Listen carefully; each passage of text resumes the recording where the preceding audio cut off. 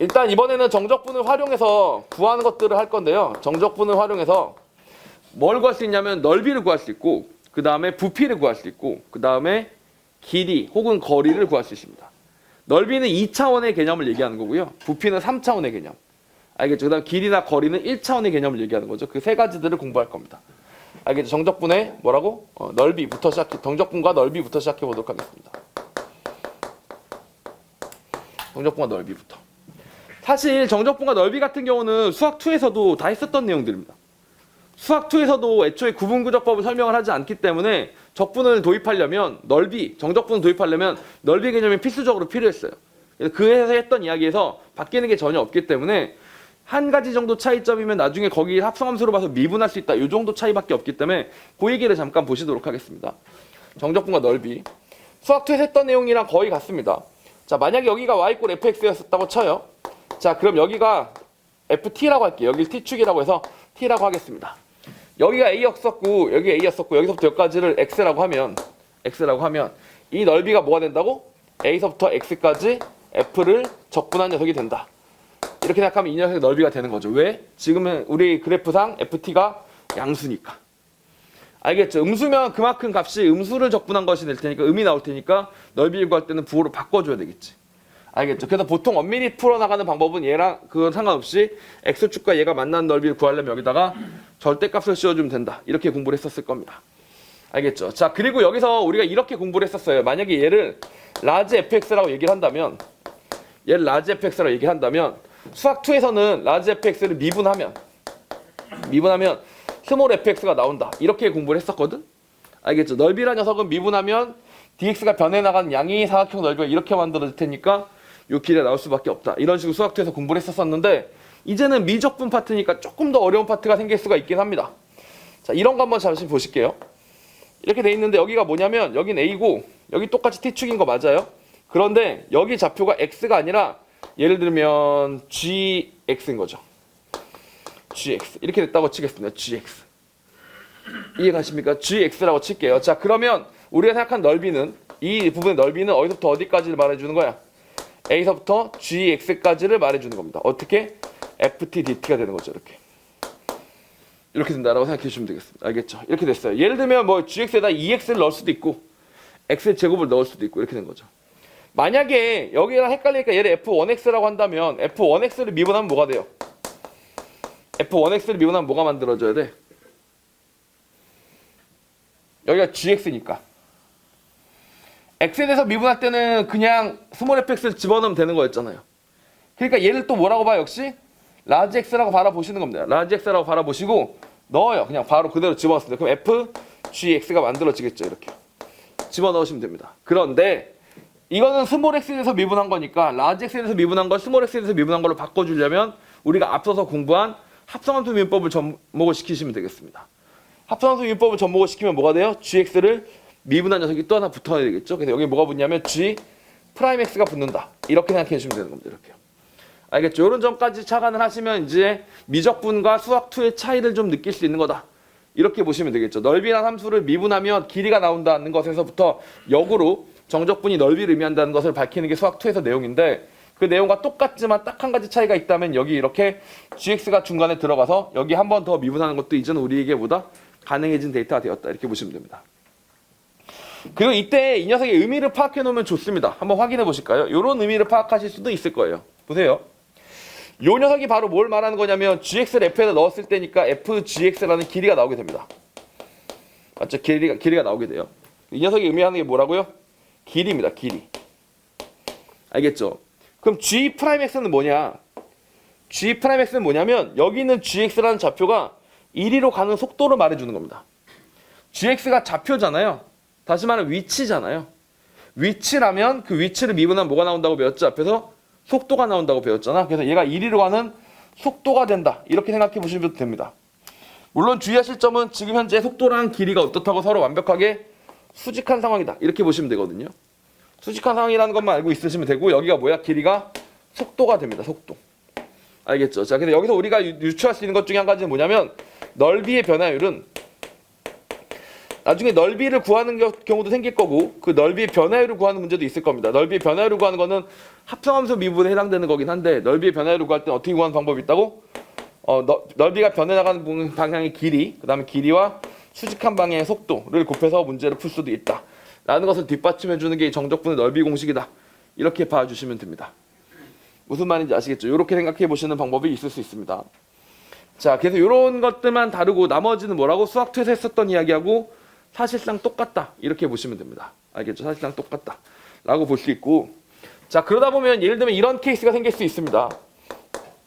대각선으로 접하는 영역의 넓이 합, 이런 걸 정확할 수가 있겠죠. 대각선으로 접하는 영역의 넓이의 합,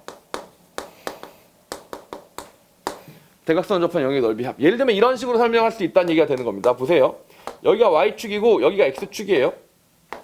자, 함수가 이렇게 윙하고 올라가고 있었고 이게 y = fx였다고 치겠습니다. 여기다가 적당한 직선 하나 그었어요. y = t라고 그었습니다.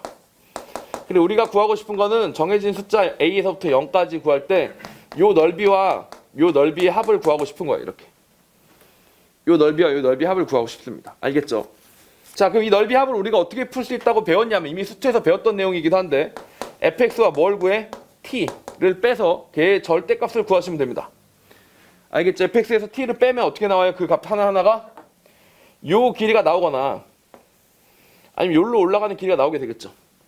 알겠죠? fx에서 t를 빼면 요런 길이가 나오게 되겠죠. 그래서 그 값을 어디서부터 어디까지 적분하면 된다고? 0에서부터 a까지 적분하시면 됩니다. 알겠죠? 0에서부터 a까지 fx를 적분해 주시면 됩니다. 이렇게요. 무슨 말인지 아시겠죠? fx에서 t를 절대값 하는 것을 적분해 주시면 됩니다.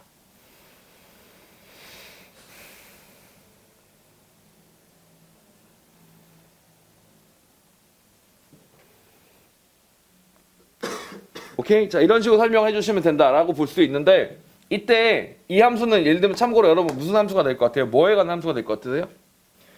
a도 상수고 0도 상수니까 정해진 값이고 fx도 정해진 함수였다고 치고 t가 바뀐 녀석이니까 t에 대한 함수라고 바라볼 수도 있는 거 알겠니? ft에 대해서도 바라볼 수 있는 겁니다. 이렇게요.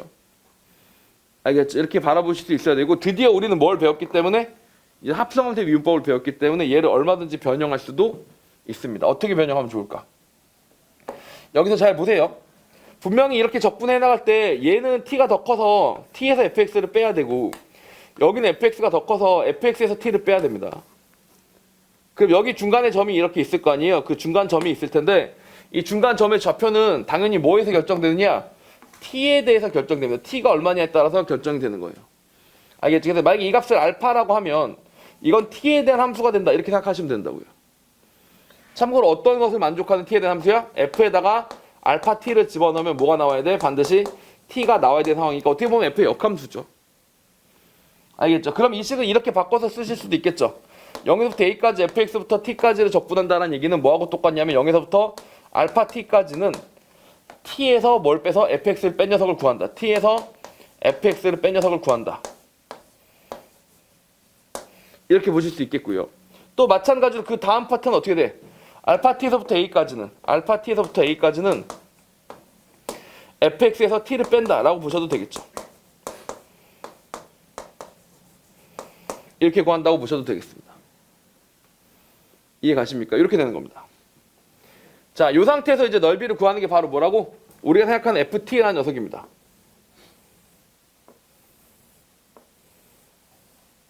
우리가 생각하는 ft라는 녀석인데 얘를 어떻게 해본다? 이제 미분을 좀 해보죠. 알겠죠? 미분을 하거나 할 때 전부 다 t에 대한 녀석이니까 나중에 요걸 어떻게 해놓고 x자리에 집어넣어줘야 되겠지? 근데 뒤에다 뭐 붙여줘야 된다고? 알파 프라임 t가 붙어야 된다. 여기도 알파가 들어가면서 뭐야? 알파 프라임 t가 붙어야 된다. 이런 식으로 계산해 줄 수 있겠죠. 실제로 이거를 계산해서 이 ft가 이 녀석이랑 똑같기 때문에 얘를 정말 미분해서 언제 최대가 되고 최소가 되는지도 사실 결론을 낼 수가 있긴 한데 오늘은 여기까지만, 알겠죠? 이렇게 설명할 수 있다는 것까지만 정도만 확인하시더라도 충분하다라고 생각을 합니다. 알겠죠? 이렇게만 한번 살펴보시면 되겠고, 아시겠죠? 이렇게만 생각해보시면 넓이에 대한 얘기는 충분히 드린 게 아닐까 싶어요. 왜냐하면 수학2에서 다 했던 내용들이기 때문에 그 내용에서 추가되는 파트는 이 정도밖에 없습니다. 알겠죠? 지금 거기 써있는 개념들은 수학2에도 똑같이 써있는 개념들을 다시 한번 쓴 것에 불과하다. 이렇게 보시면 됩니다. 최소한 극대극소 판정할 때는 수학2는 변곡점 아이디어 이계도 함수를 안 쓰다가 얘는 이계도 함수를 쓰니까 그런 점에서 다르긴 한데 적분과 넓이의 파트는 수학 2랑 정말 차이가 하나도 없어요. 알겠죠? 그래서 이걸 왜 따로 또 공부해야 되는지 잘 모르겠다 이렇게 생각할 정도입니다. 알겠죠? 그나마 차이가 요 두 가지 정도 포인트가 있다. 이런 걸 이제 미분이 가능하게 됐느냐 안 됐느냐 정도라고 보시면 되겠죠. 요 얘기 가지고는 얼마든지 어려운 얘기들이 충분히 펼쳐질 수 있으니까 그때 가서 다시 말씀을 드리도록 하고 넓이 다음이면 그 다음에 부피로 넘어가 보도록 하겠습니다. 정적분과 부피입니다.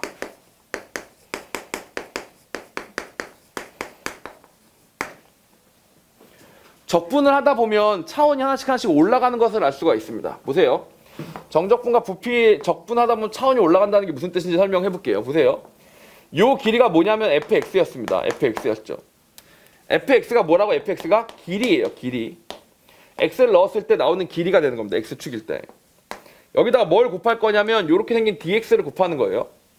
이렇게 생긴 dx를 곱하면 이것도 역시 뭐야? 사실은 길이죠. 길이. 그럼 길이랑 길이를 곱하면 뭐가 나와? 당연히 넓이가 나오죠. fx랑 dx를 곱하면 넓이가 나옵니다. 넓이가.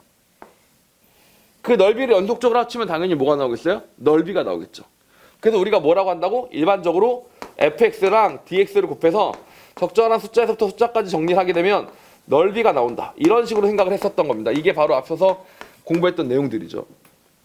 알겠죠? 그런데 만약에 fx가 길이가 아니라 얘가 뭐가 된다면, 우리에게 주어진 길이가 아니라 뭐가 된다면, 넓이가 된다면 넓이에다가 길이를 또 곱하는 거니까 그때 뭐가 되겠어? 넓이에다 길이를 곱하면 부피가 만들어지겠죠. 그래서 부피로 올라갈 수가 있게 되는데 그런 케이스를 살피는 게 바로 부피 적분이다라고 보시면 됩니다. A서부터 B까지 가는데 넓이인 fx, 길이인 fx가 아니라 넓이인 sx를 구한 다음에 걔를 적분을 하기 시작하면 부피가 나온다고요. 부피. 이해 가십니까? 부피가 나온다라고 보시면 되겠고, 부피가 나오는 과정을 설명하자면 이렇게 되는 거죠. 단면 넓이가 이렇게 sx라고 있었습니다. 여기다가 폭 dx를 곱하는 거예요. 이렇게 생긴 폭 dx를 곱하는 겁니다. 여기부터 여기까지 폭 dx를 곱하는 순간 뭐가 돼요? 당연히 이렇게 생긴 약간의 형태의 그림이 병신 같죠? 자, 이렇게 생긴 녀석이 만들어지겠죠. 알겠죠? 이런 두께가 만들어지겠죠. 그 녀석을 정해진 범위부터 정해진 범위까지 구하면 어떻게 돼? 당연히 우리가 구한 녀석이 뭐가 나온다?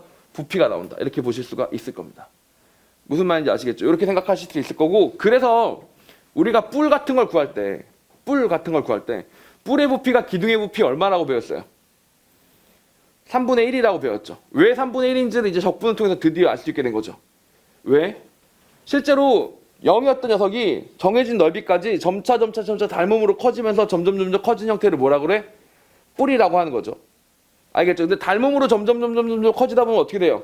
이 길이의 제곱에 비례해서 넓이가 커진단 말입니다. 근데 우리가 알고 있다시피 x의 제곱을 적분하면 어떻게 돼? 3분의 1이 되는 거죠. 0서부터 정해진 값까지 적분하면 3분의 1이 되니까 그 3분의 1이 튀어나오면서 뿔의 부피를 차지한 거다라고 보시면 됩니다. 이거 맨 처음에 뿔의 부피가 전체 기둥의 부피의 3분의 1이라는 걸 배울 때는 어처구니 없게도 어떻게 가르치냐면 뿔통에다가 물을 넣고 기둥통에다 물을 넣고 3번 부으면 딱 찬다 이런 식으로 가르쳐요. 그게 수학이야? 알겠죠? 그런 식으로 가르쳐요. 알겠죠? 근데 처음에 어쩔 수가 없으니까 그렇게 가르치는데 이제는 뭐가 됐다? 적분을 통해서 풀면 충분히 된다는 것을 알 수가 있게 되었다 라고 보시면 됩니다. 참고로 여기서 이거 뒤로 넘어가면 회전체 부피가 있는데 회전체 부피가 교육과정에 역시 빠집니다. 알겠죠? 그러다 보니까 여러분들은 딱 이런 부피만 구하시면 돼서 부피에 대해서는 물어볼 게 사실 없다라고 보셔도 과언이 아니에요. 부피에 대해서는 거의 물어볼 게 없습니다. 그래서 부피 문제가 실제로 어떻게 출제가 되느냐? 이거를 계산을 하잖아요. SX를 계산하잖아요. 그러면 계산되는 식에서 일로 넘어가는 과정에서 분명히 부분적분이나 치환적분이나 여러분이 그동안 공부했던 적분법 있지, 정적분법. 그런 것들을 잘 할 줄 아는지 계산 문제로 바뀌게 된다라고 보시면 됩니다. 왜냐하면 부피만 구한다 치면 SX 구해서 적분하면 땡이니까 그 땡인 과정, 적분하면이라는 과정에서 계산을 좀 더 집어넣는 거지, 더 어렵게. 무슨 말인지 아시겠습니까? 그래서 그렇게 들어간다라고 생각해 주시면 됩니다. 거기까지가 부피에 대한 얘기였었어요. 원래 이야기는 부피보다는 길이에서 드릴 이야기가 많은데 일단 길이는 이야기가 길어질 거니까 넓이부터 문제 몇 개를 먼저 풀고 그리고 길이 하기 전에 다시 한번 말씀드리도록 하겠습니다.